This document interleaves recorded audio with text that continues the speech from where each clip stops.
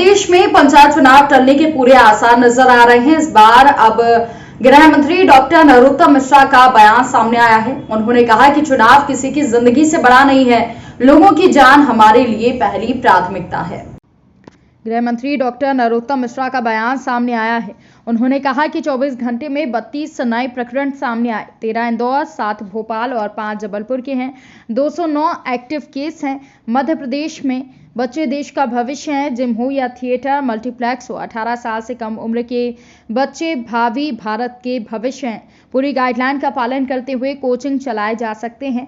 वहीं नरोत्तम मिश्रा का कहना है कि पंचायत चुनाव टाले जाना चाहिए। उन्होंने कहा कि चुनाव किसी की जिंदगी से बढ़कर नहीं है। कोरोना काल में हुए चुनाव से काफी नुकसान हुआ था। दहशत और आहट को देखते हुए पंचायत चुनाव टाले जाना चाहिए।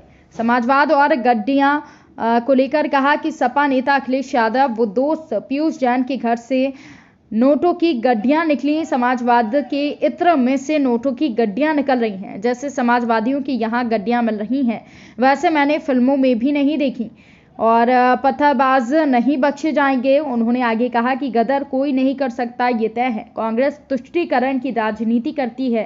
देश में ये दिन उनके लड़ गए हैं और आंदोलनकारी पत्थरबाजों को बाहर निकालेंगे। मध्य प्रदेश में कानून का राज है। पिछले 24 घंटे में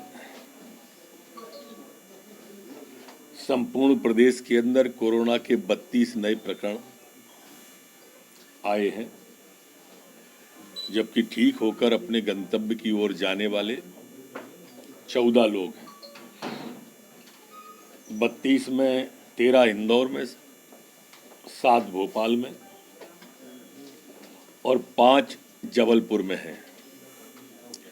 वर्तमान में 209 एक्टिव केस संपूर्ण प्रदेश में कोरोना के हैं।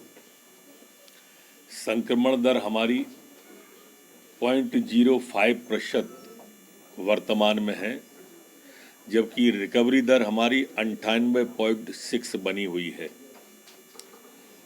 कल 24 घंटे में संपूर्ण प्रदेश के अंदर 62,900 सैंपल लिए गए। नहीं, ऐसा नहीं है। ये चाहे जिम हो, थिएटर हो, सिम्प्लेक्स हो, मल्टीप्लेक्स हो, 18 साल से कम के बच्चे हमारे लिए बहुत महत्वपूर्ण हैं।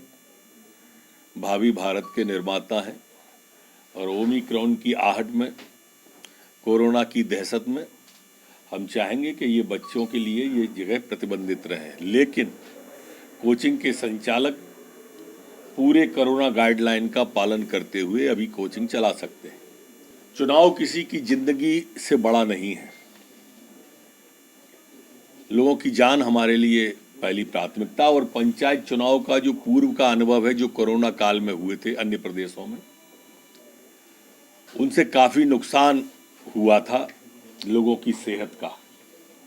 और इसलिए मेरी व्यक्तिगत राय ये है कि कोरोना की दहशत और आहट को देखते हुए पंचायत चुनाव को टाला जाना चाहिए। लंबे समय से मैं सोच रहा था कि समाजवादियों की टोंटियों से निकलता क्या है। समाजवाद की टोंटियों में से, समाजवाद के इत्र में से नोटों की गड्डियां निकल रही हैं।